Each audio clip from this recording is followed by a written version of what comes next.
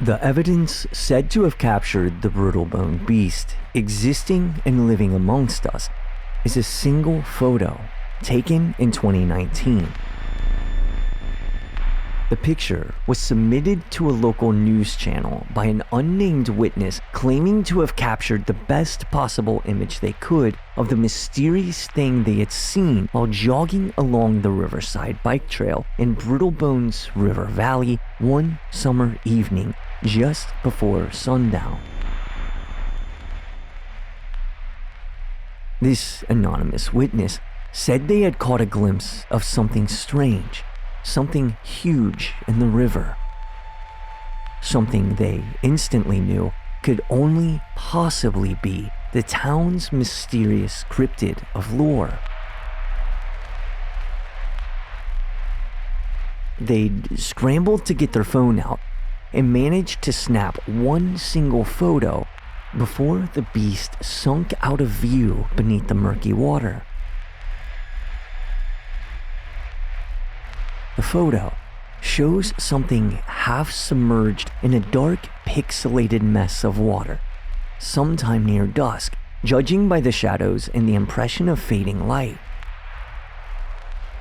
If you squint your eyes real hard, you can make out what looks to be a shadowy, serpentine black shape lifting from the gray wash around it. If you open your eyes all the way, the photograph reveals itself more fully, looking like if the photo had been taken with a phone, then it must have been a rotary phone, because it looks awful.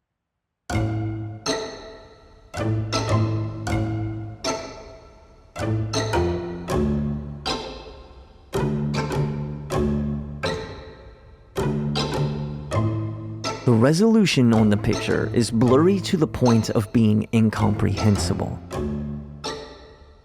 The alleged monster in the image is nothing more than shadow, and all the edges of that shadow appear to be rounded and plush, resembling suspiciously the exact outline of an inflatable dinosaur costume. The kind of costume that inflates around the person inside, transforming them into a bloated 6.5-foot tall rubber Tyrannosaurus Rex with a giant, wildly bobbing head full of air. This photo, that claimed to have captured the Brittlebone Beast in the wild, was picked up and covered by local news in 2019 as part of a special interest story covering Brittlebone's increasingly popular legend. It led directly to the interviews of former Brittlebone police officers Paul Lanier and Nicholas Dundlebrew, giving the cryptid tale a long-awaited update. The photo was also an obvious hoax.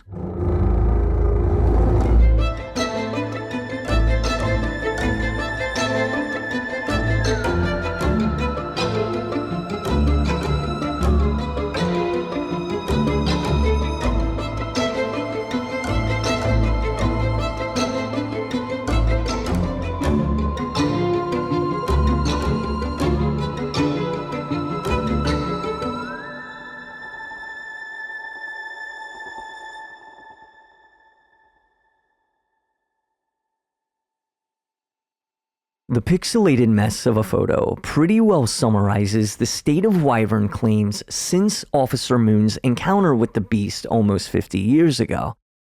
That is to say, reported sightings since that leap day in 1972 can pretty safely be classified as easily debunkable and charmingly ridiculous.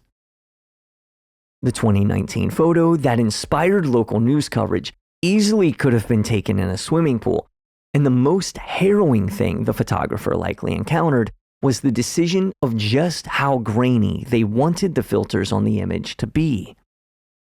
Despite the origin story of a gigantic, elusive beast capable of making mobs of grown men quiver in their britches, most modern depictions of the wayward wyvern offer up a more colorful cartoon figure.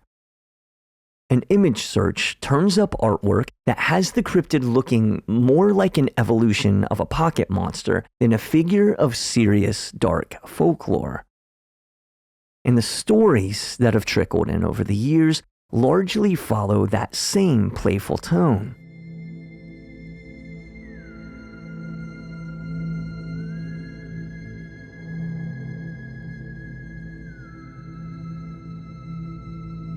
Across message boards and cryptid sites, I have found a handful of other claimed encounters with the Brittlebone Beast from more recent years. One tale of seeing the monster, 10 feet long, laid out on the riverbank beside the bike trail, sunbathing. Another claim that the beast had been witnessed in a shrouded cove of the river, hogging the rope swing that was fixed to a tree branch there. There's the story of a man who swore the wayward wyvern itself stole his malt liquor. That he'd been fishing with his buddy, had walked into the woods to relieve himself, and returned to find all his malt liquor gone, bottle empty. His friend stammering, claiming that a giant man lizard had just stood up out of the water, walked over, and drank it all. He hadn't known what to do about it. And yet, amidst these tales tall enough to start at center for the Cleveland Cavaliers, there are other stories less cartoonish. A scattering of claims of a thin, stalking shadow moving through the trees near the river. Of odd sounds being heard. The smell of sulfur on the air. Bits and scraps of animal remains discovered. Stories of something submerged just below the surface of the river rapids, lurking just out of sight. But none of these claims offer up clear descriptions, nor a true course of events, nor do they come from verifiable sources.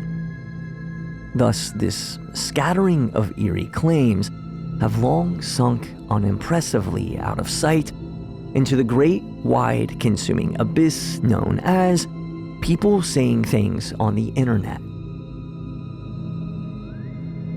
Fact is, the Brittlebone Beast is more popular today than it's ever been, thanks entirely to the current surge of widespread cryptid popularity. The beast might not hold the same power over cryptid coverage like a Bigfoot or a Mothman, but I am certainly not the first person to dive into Brittlebone Beast lore for a story or even, surprisingly enough, a podcast.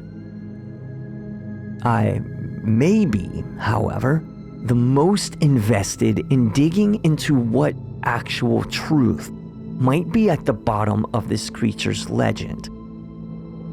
After all, if my return to Brittlebone has me coming face to face with the mysterious creature of lore, I need to know what exactly I might be coming toe to toe with. I need to know if it's just going to steal my malt liquor, or if I need to worry about being drug away and disappearing myself into the legends of Brittlebone.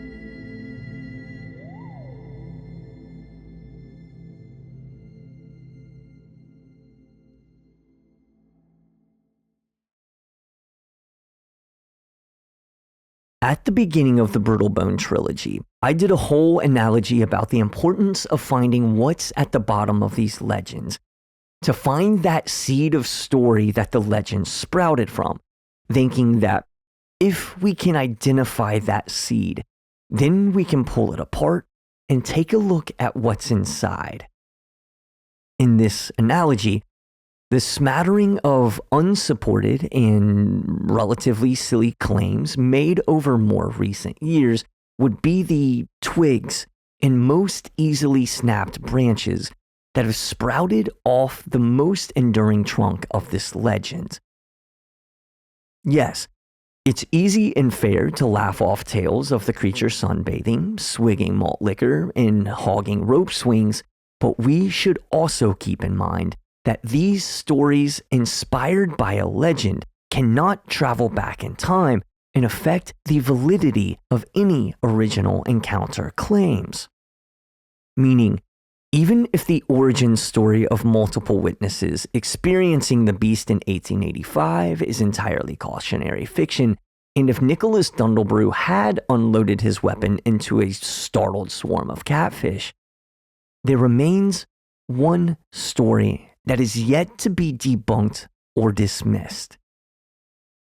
And the concept of an inflatable dinosaur suit was still about 40 years away and likely the furthest thing from Officer Warren Moon's mind when he wandered into the pitch black forest to see what he saw standing on that riverbank in 1972.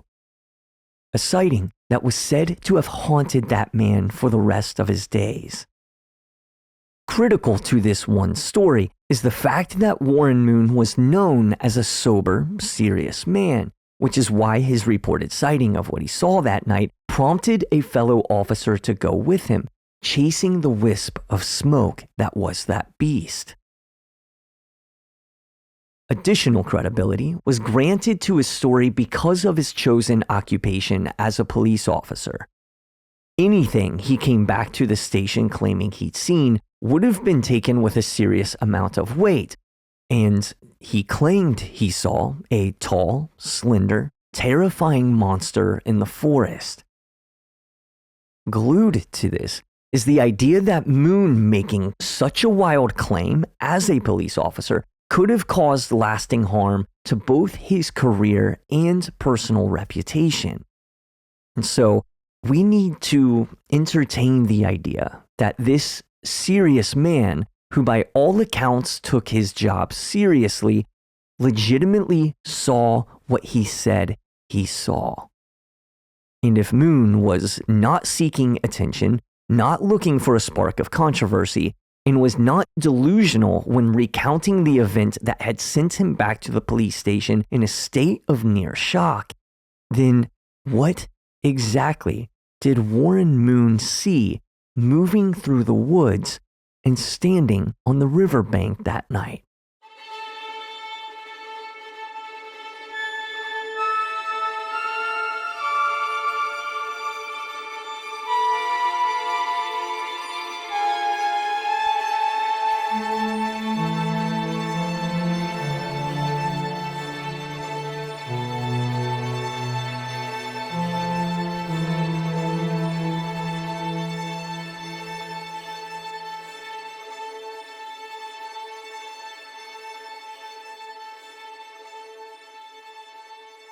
Easily the most popular theory regarding Moon's encounter is that it's a simple case of mistaken animal identity.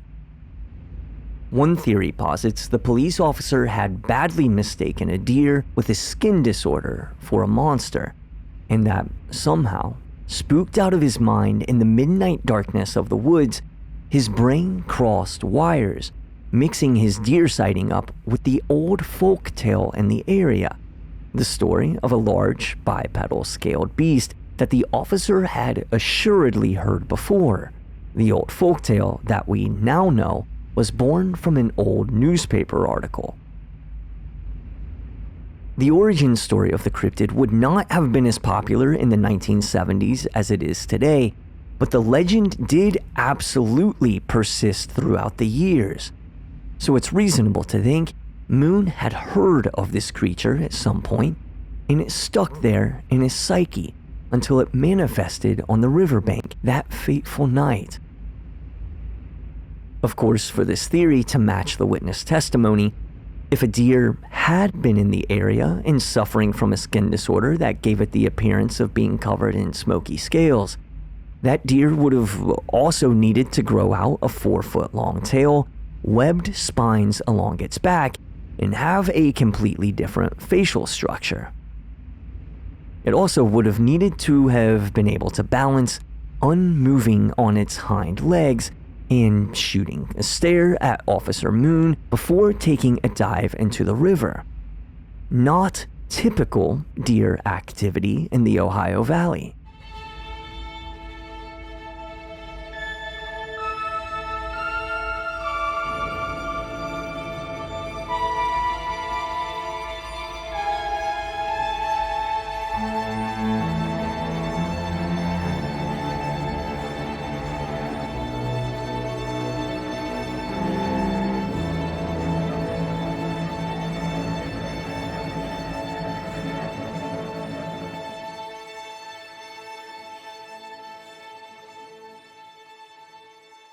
In my own opinion, I think a deer was chosen for this particular theory because it's the only real native animal to this area of Ohio that could potentially reach the size requirements needed to fit this story, if one did indeed start strutting around on its hind legs, glaring at cops. But there is another mistaken identity theory. One that requires less transformation from the animal in question. Many claim that the Brittlebone Beast is simply a monitor lizard. Monitor lizards, even, as some suggest that the 1885 newspaper sighting documented something more than fiction, but less than legend. The beast as a real giant lizard, not native to Ohio, but perhaps brought to the area by a zoo or private collector, had escaped from captivity nearby and attacked a boy. The witnesses in 1885 would have never seen such an animal, and becoming greatly startled by its appearance, their stories had become greatly exaggerated in the newspaper article covering the event. Lending some credence to this theory, Warren Moon himself stated that the thing he saw looked like a giant, horrible lizard. And it's true that some monitor lizards can be bipedal for very short periods of time, especially in quick bursts of sprinting, which sounds a lot like what the beast in the 1885 sighting did when it launched itself out of its lair.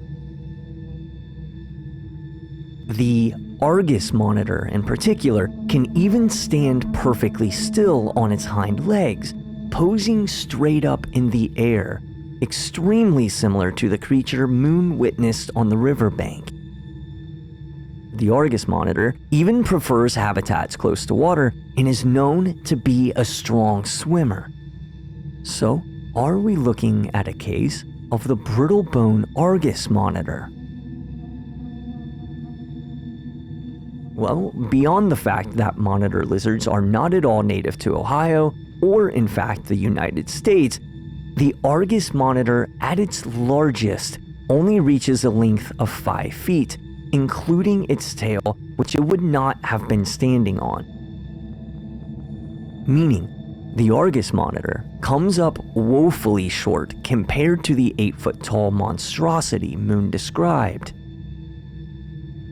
The largest monitor lizard in the world, the Komodo dragon, can get up to 10 feet long, including its tail, and could conceivably cover the height requirements if one managed to break away from its evolutionary history and become bipedal. So, could it be a Komodo dragon that had gotten lost in a forest valley of a Midwestern town, becoming, in its own way, an actual wayward dragon that was spotted, inflated by legend, and transformed into the Brittlebone Beast? Or is all of this just grasping at scaly straws, trying to squeeze this extraordinary sighting into the ordinary boundaries of zoology? The fact that the most quote-unquote grounded theory used to explain the Brittlebone Beast sightings involves a visitation from an invasive species of incredibly rare, incredibly valuable animal from the other side of the world, getting up and walking around on its hind legs to glare at police officers in the woods of Ohio, it doesn't exactly bode well for a fully grounded approach to understanding this cryptid phenomena. Not to mention, if Officer Moon had seen such an animal, he probably would have just said that. But there are theories that aim to expand our understanding of how seemingly impossible creature sightings can, and in fact, regularly do occur. Wayward Komodo dragons need not apply.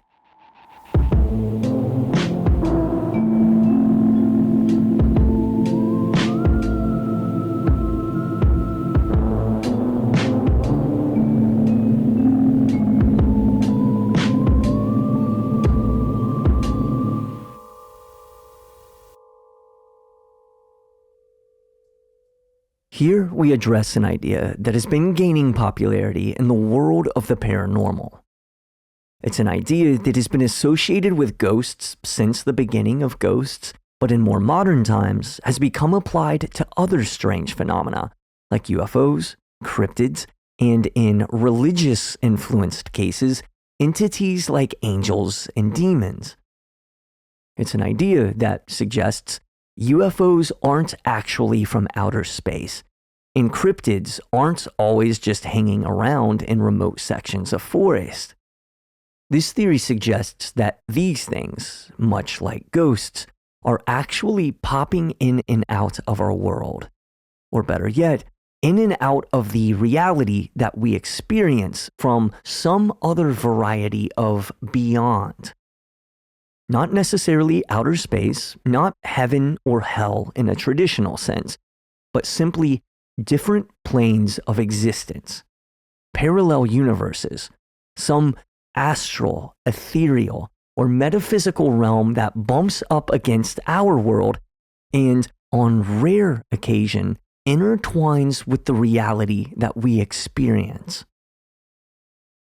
This intrusion from another reality into ours is just something that the science of our world has yet to fold into its studies. And to go one step further, it's something that can't be folded into modern science as science is currently applied because these intrusions fail modern scientific method. So let's be sure to take a quick moment to give science its due here. Science has proven its worth. I would not be talking into this little canister of wire and plastic, and you would not be hearing my voice through the magic of the internet if science didn't pull its own weight. But this theory suggests these phenomena-type events cannot be recreated using the controlled experiments required by modern science because these phenomena are not always interacting with our reality, so they are, by nature, uncontrollable and thus unscientific. Supporters of this idea insist that just because these intrusions can't be quantified and recreated in a lab, this doesn't mean they're not real. They point to an entire human history's worth of scientific discovery of things that human beings couldn't see, couldn't explain, and didn't even know existed until one day they did. This idea offers an answer as to why Bigfoot can't be found, no matter how many seasons a TV show dedicates to finding him. It suggests that it's reasonable the Loch Ness Monster might not turn up even if its lake were entirely drained and combed over inch by inch. It's because these creatures aren't in our world all the time. But that doesn't mean they don't exist. And that doesn't mean that they can't show up from time to time to shatter what you think you know about your world. Of course, I'm telling you a simplified idea of the theory, as I'm sure studied cryptozoologists and paranormal experts would point out, but I want to make it simple.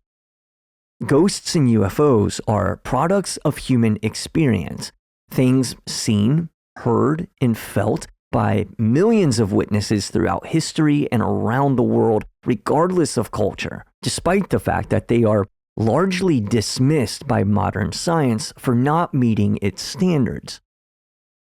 But it's easy to forget that we are not at the end of science, and we are not at the end of history.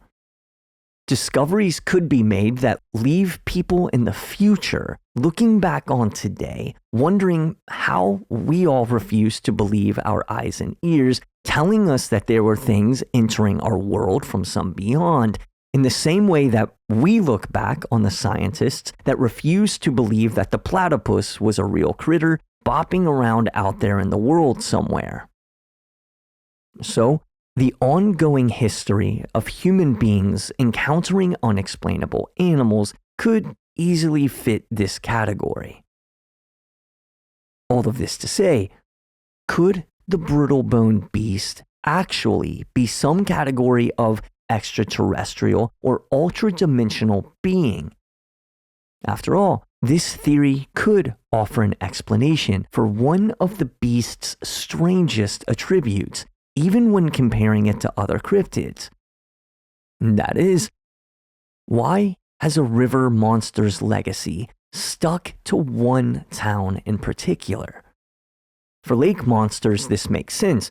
They are contained in a lake, making it easy to identify that creature with the location surrounding its lake. But a river, especially a large one like the Great Miami, runs through so many cities that you'd imagine a river-bound cryptid would be spotted up and down its length.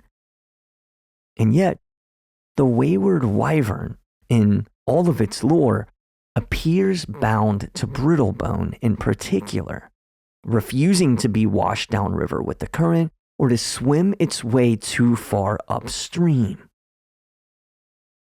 The fact that this creature is tied to this one strange little river town begs the question, what's in the water of Brittlebone, Ohio?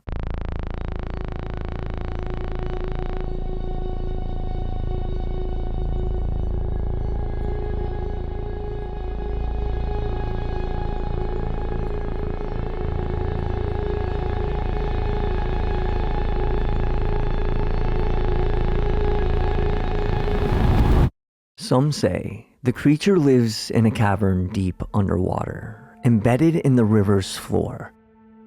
Some believe it keeps a layer underground, a tunnel like the hole it had drugged little James Scholl into over 100 years ago, with a hidden entrance that has never been found.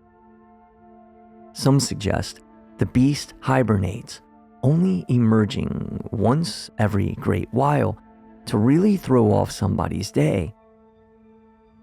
Some say it pops out every 87 years, using the origin story and Officer Moon's sightings as markers. If true, this would mean the beast is not scheduled to show its scales again until 2059, which would be disappointing news for me in my return to Brittlebone, as I would very much love to add to the sightings myself, but I can't call that much time off work. Some say the beast emerges much more frequently than this, and that each time it hibernates, it emerges and undergoes a molting process, shedding an outside layer that causes it to grow smaller over time. This is how the creature shrank from over 15 feet long in 1885 to about 8 or 9 feet tall in 1972. Some say the beast only emerges on leap days, once every 4 years, and that Warren Moon is the only person to have ever caught it on its cycle.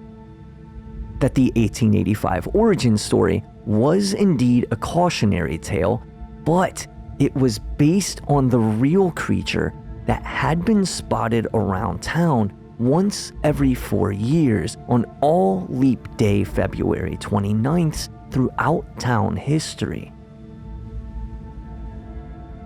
Others, aiming to debunk the beast altogether, agree that the newspaper article was a cautionary tale, and acknowledged that Officer Warren Moon did run into a real thing, darting out of sight into Brittlebone's riverside forest.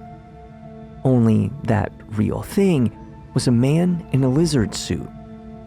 That some guy had been creeping around in the woods at night to satisfy a role-playing fetish in a lizard costume. The man had gotten spooked when a cop caught him mid-satisfaction, and he escaped crippling embarrassment and possible legal trouble by taking a plunge into the river. I can't vouch for how authentic lizard costumes for 8-foot-tall men looked in 1972, but this theory does certainly take a swipe at the late Officer Moon's ability to identify what he was looking at. Though I will say, witnessing this could explain why he would have returned to the police station in such a state of bewilderment.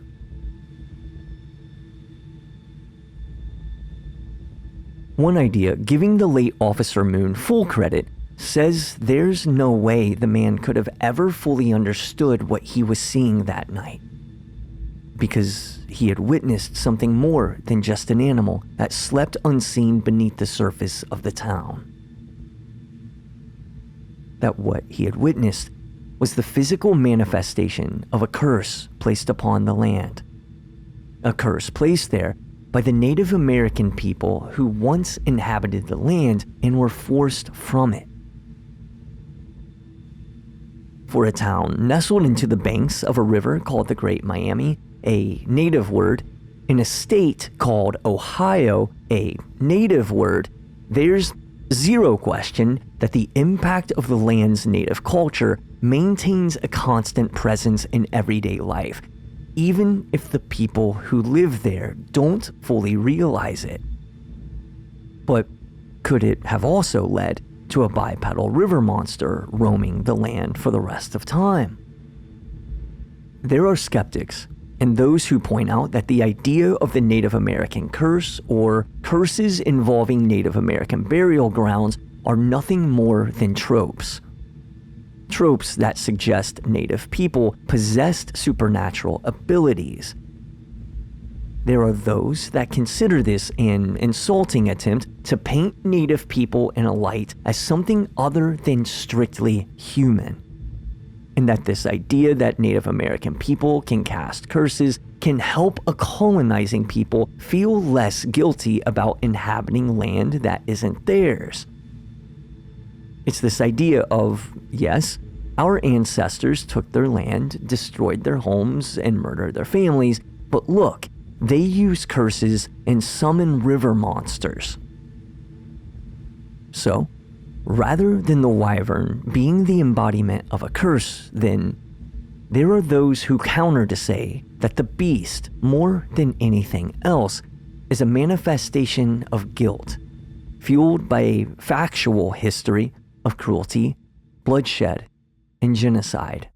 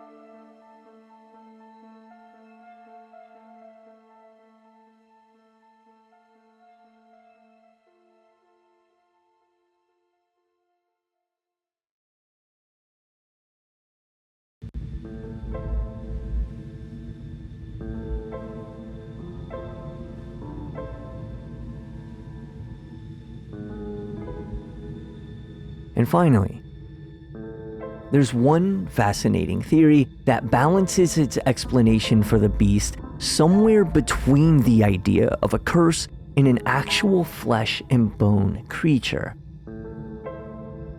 This kind of curse, however, is nothing supernatural. Rather, it's something that has been made wrong in the land in a very real, scientific sense. A wrongness that ties directly to one of Brittlebone's other pillars of strangeness, the Driscoll Munitions Factory. Some say that the creature of legend is the result of secret nuclear waste that spilled from the Driscoll Munitions Factory upriver into the river's waters and its wildlife. The Brittlebone Beast, born as a nuclear mutant creature. Astonishingly, Officer Dundlebrew's assertion that the creature might just be a catfish becomes correct. Only he failed to nail down the part where the catfish had developed arms, legs, and a healthy smoking glow thanks to the toxic waste. There are, of course, some major timeline issues with this theory. The munitions factory was built in 1855, 30 years before the origin story of the beast, the mob, and the lair in that valley. But back in the 1800s, it was still a handful of decades too early for the nuclear waste needed to produce an atomic monster. Atomic waste didn't exist at that time. And then when the 1970s and Officer Moon sighting rolls around, records show that the munitions factory, despite all of its very real environmental hazards that we'll get into later, it never once hosted any known nuclear, atomic, nor radioactive ingredients that could have cooked up a mutant cryptid. But that doesn't mean the factory isn't soaked in its own history of disputed claims. Matter of fact, when comparing Brittlebone's beast of lore to its cryptid companions like the Loch Ness Monster, it's reasonable to consider the beast something of a villainous figure. Because, unlike Nessie, Brittlebone's beast did allegedly make a child disappear in its clutches 150 years ago.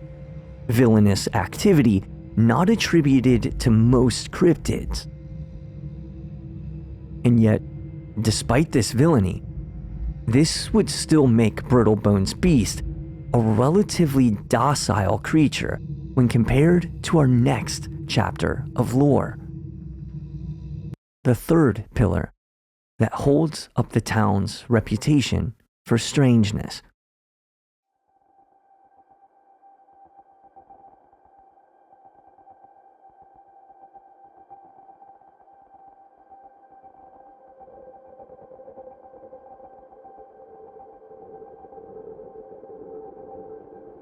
There's no question that the allure of the Brittlebone Beast is that it can bend the rules of our world, make us question what's possible and what isn't, and let us have some fun while doing so. Cryptids and mysterious beasts are great for just that, a frightening, fun kind of question mark, a cultural phenomenon that's experiencing a current massive surge in popularity as people search for alternative avenues of interest, thought, and conversation. We may never know what, if anything, the Brittlebone Beast is, though those things whose existences are difficult to prove are often equally difficult to disprove. And so, this monstrously popular pillar of legend, real or not, is not likely to leave its foggy forested valley anytime soon. And yet, before the Brittlebone Beast grew in popularity, putting Brittlebone's name on the map and studies of the strange, there was a different type of paranormal phenomena ruling the folklore of the town. I tried to be careful when covering the Barker family case that I specifically called their tragedy Brittlebone's only murder-suicide at the time. I had to be sure to avoid calling it the town's first brush with sudden, violent, unexpected death. Because this kind of tragedy is long-standing, historically documented fact in the town. And this tragic history is said to have left a lasting impression on our next pillar of legend, the Driscoll Munitions Factory, a place where it's said time has never been able to wash away the haunting horrors of its past. In a place that we will be visiting firsthand when we arrive in Brittlebone, Ohio.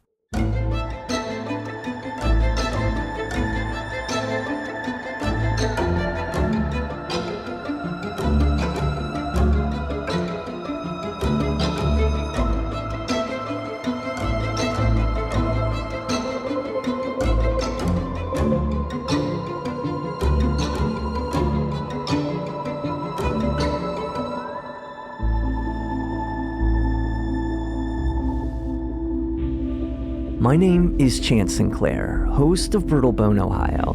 If you're enjoying your journey with the show, please be sure to like, subscribe, share with anyone who you think might enjoy this. And join us next episode as we share in a very special final moment before liftoff.